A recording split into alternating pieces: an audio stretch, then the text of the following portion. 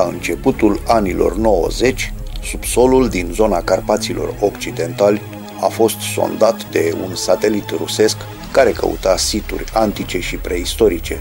Cu această ocazie s-ar fi descoperit un imens oraș subteran întins pe o suprafață de peste 200 de kilometri pătrați, foarte bogat în aur. În zona numită Vârtoape din munții Orăștiei, pe o suprafață de aproximativ 4 km pătrați, există 75 de gropi conice de diferite dimensiuni, unele cu diametre de până la 70 de metri, din care pleacă mai multe tuneluri către munții din apropiere, unul ajungând chiar sub sanctuarele din Sarmisegetuza Regia, fiind probabil cel prin care armata lui Decebal a plecat din calea romanilor, traversând munții în 2 zile. În zona Vârtoape, aparatele au detectat foarte multe incinte paralelipipedice care comunică între ele, precum camerele unei locuințe, multe dintre ele comunicând cu platoul de deasupra prin drumuri antice. În această zonă și în imediata apropiere se află vestigiile cele mai impresionante ale complexului, inclusiv sanctuare făcute din andezit, care este o piatră pe care astăzi o putem tăia doar cu diamantul, construcții cu o vechime mult mai mare decât cele de la Sarmisegetuza, acolo aflându-se centrul mega-orașului pre-dacic. Acest oraș subteran se întinde nu numai sub Sarmisegetuza Regia, ci și sub Simeria, care este locul de origine al sumerienilor, sub Tărtăria, unde s-a descoperit cea mai veche scriere din lume, sub Deva, zona din care au plecat arienii în Asia, și sub Roșia Montană. În lucrarea Pergamentul secret, Radu Cinamar vorbea despre un tunel foarte lung sub munții Orăștiei, la capătul căruia s-ar afla o cameră imensă din aur pur, în care s-au descoperit o lumină albastră stranie și 7 scaune capabile să susțină umanoizi de aproape 3 metri înălțime. Referiri la acest oraș subteran se întâlnesc și în poveștile grecilor antici, care spun că în ținutul arimilor, adică în aceeași zonă, locuia în vremurile de demult gigantul Taifun, bine ascuns sub pământ, închis acolo chiar de către Zeus. În Teogonia, Hesiod scria că în țara Arima trăia Echidna, o creatură jumătate nimfă și jumătate șarpe, ce locuia într-o peșteră adâncă făcută de zei, ce seamănă cu un palat strălucitor de unde păzea întreg ținutul. De altfel, grecii antici considerau că în subsolul Carpaților Occidentali se afla Tartarul, lumea subterană în care au fost închiși titanii, primii zei, probabil fiind vorba despre acest uriaș oraș subteran.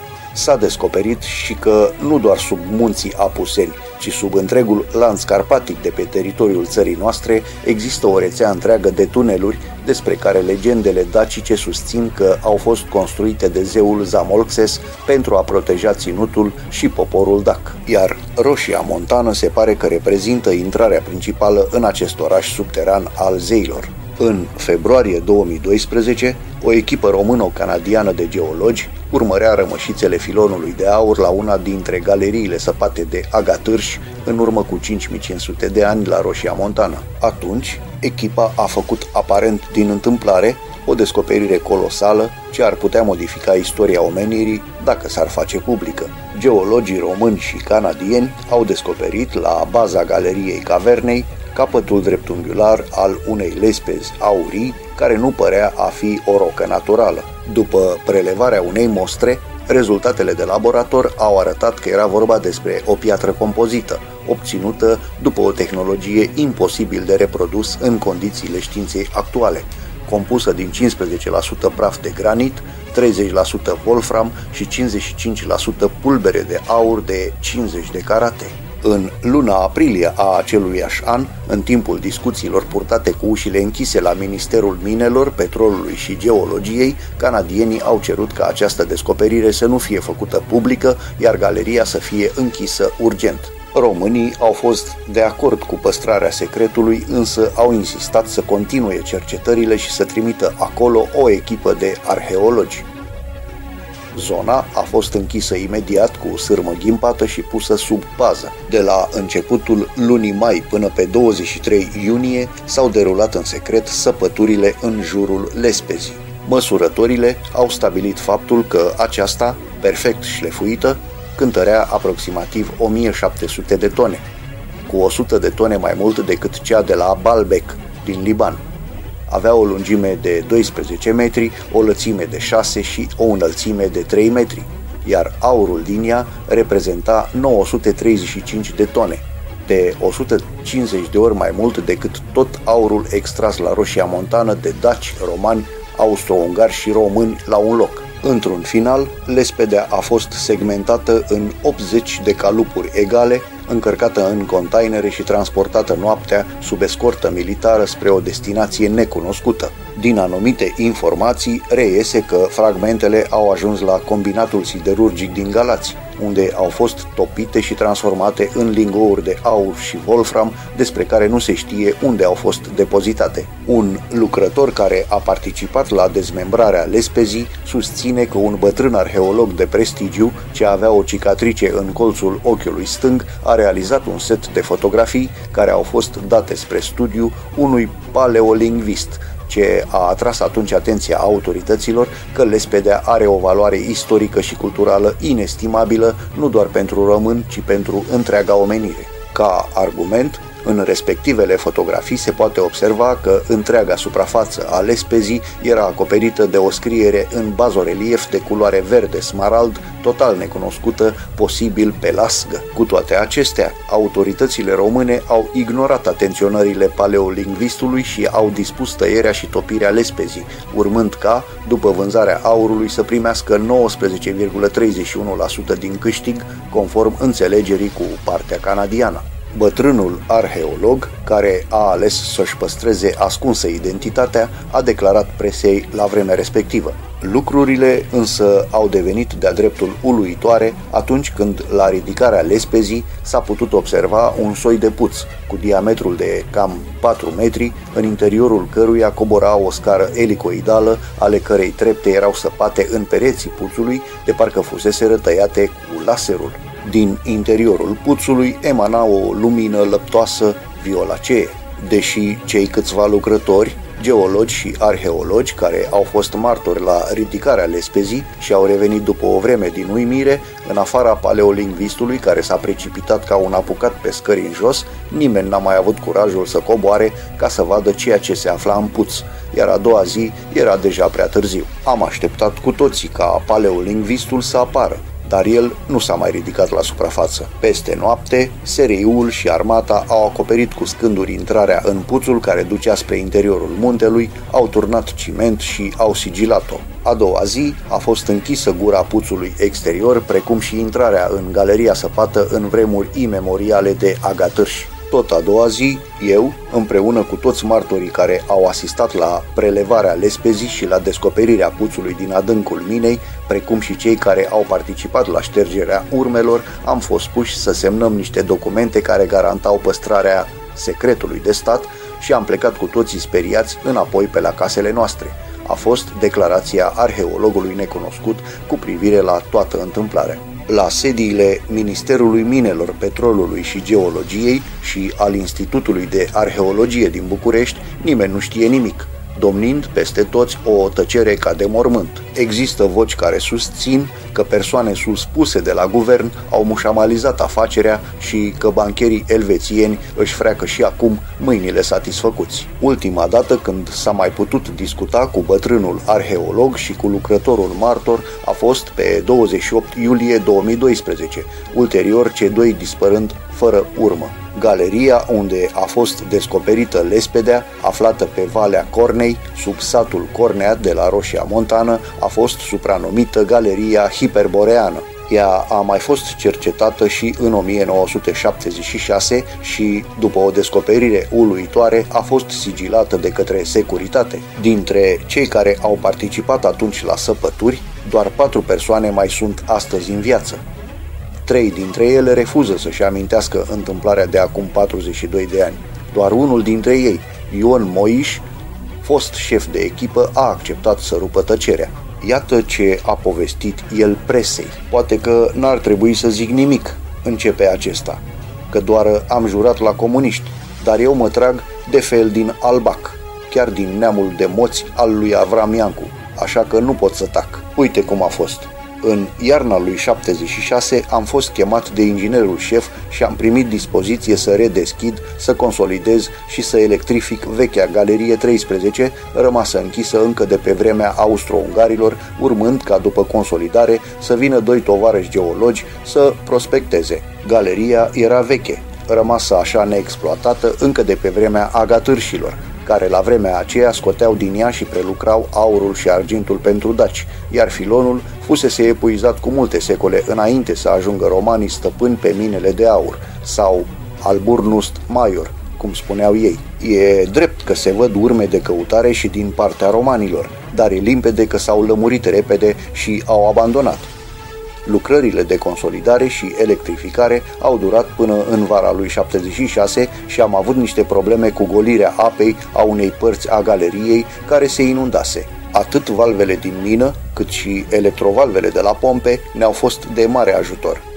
Tot atunci am găsit și un os spălat de ape, așa de mare cum nu mai văzusem niciodată. După ce l-am arătat directorului minei, el l-a predat securistului întreprinderii miniere de stat Roșia Montană, iar pe noi ne-a anchetat procuratura vreo 4 zile.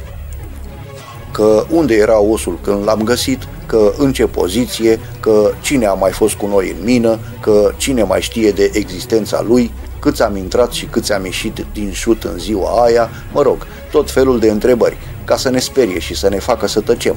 Am tăcut cu toții, iar după ce ne-au pus să semnăm declarațiile, ne-au trimis înapoi în galerie. Acasă n-am suflat o vorbă, mi-era frică pentru ai mei. Când treaba noastră a fost terminată, au intrat în mină 2 oameni de la București, din care unul sigur era geolog. Ce au lucrat ei acolo nu știu, dar așa, ca la vreo săptămână, s-a prezentat un al treilea, unul foarte tânăr, cu o cicatrice la ochiul stâng, care a zis că e arheolog. La 2 zile după el a venit o echipă întreagă de civili, dar și câțiva arheologi cu niște echipamente cam ciudate, împreună cu un echipaj de miliție care a blocat accesul la Galeria 13 și a început să ne controleze legitimațiile la poartă. După încă vreo lună și jumătate am fost chemați din nou, eu și ortacii mei, cei care ne-am ocupat de consolidări și care deja semnaserăm declarațiile, să cărăm sterilul din fundul Galeriei 13 și să-l scoatem cu vagonetele afară din mină. Atunci am văzut grozăvia. Arheologii scoseseră la iveală din stâncă un schelet uriaș cam de vreo 10 metri lungime care zăcea pe o parte cu picioarele strânse. Osul pe care îl găsisem eu era legat cu o fundă roșie și de-abia atunci am văzut că era de fapt o vertebră. Mamă, dar ce vertebră! Civilii se foiau de colo-colo.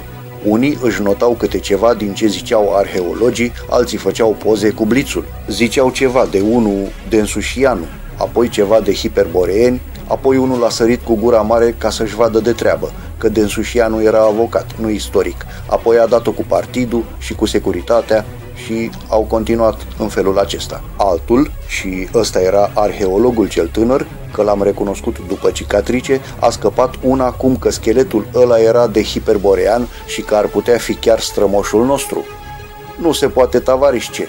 Ce hiperborean visezi? A răgnit la el unul gras în haină de piele și cu accent rusesc. Omul se trage din maimuță. Unde ai mai pomenit tu maimuță de 10 metri? Gata, scheletul ăsta pleacă la Moscova. Ia, luați-l pe reacționarul ăsta de aici. Atunci ne-a cuprins groaza pe toți. 2 gealați au sărit pe el, l-au legat și l-au târât afară din mină. Ia, hai, strângeți, împachetați în lăzi și duceți totul la gară. Și dacă mai suflă vreo vorbă, vă arunc KGB-ul în ceafă. Tot pe noi a căzut măgăreața și cu strânsul și cu căratul. S-a făcut dimineață când am terminat de împachetat, de cărat și de urcat lăzile în tren.